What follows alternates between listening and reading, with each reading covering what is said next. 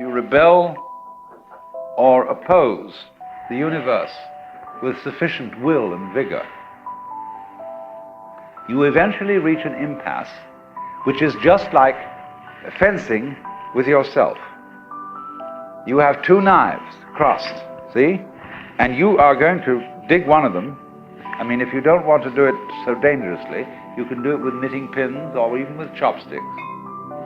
And have a fencing match with yourself so that one hand tries to hit the other and the other to defend itself.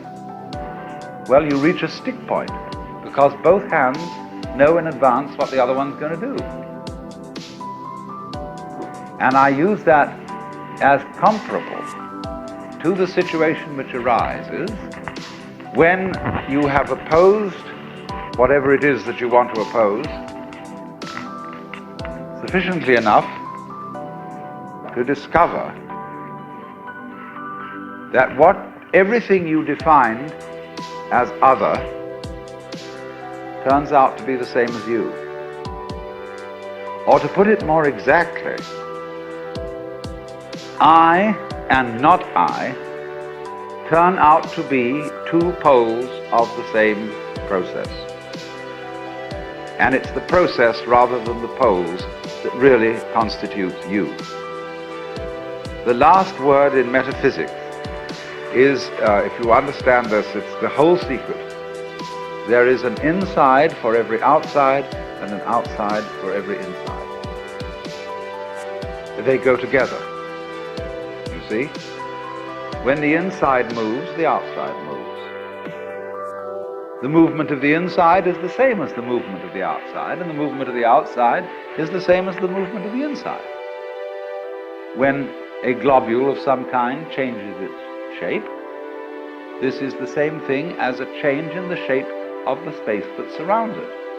Only, we are brought up to believe that space isn't there and is an unimportant factor in the changes that go on among the solids in space. But this is why astronomers have such difficulty in communicating to the general public ideas that come under the heading of properties of space. Why? Because to the average person, space doesn't have any properties.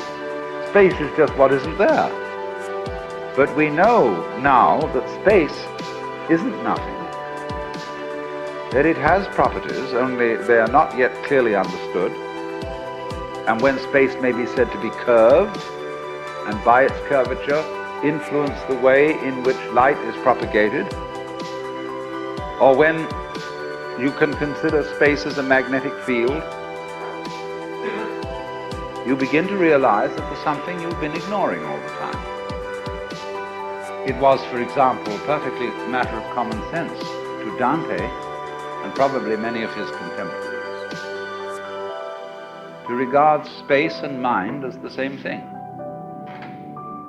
How different it would be to live in a world where everybody realizes that space is the mind, rather than our present superstition that the mind is something inside your head.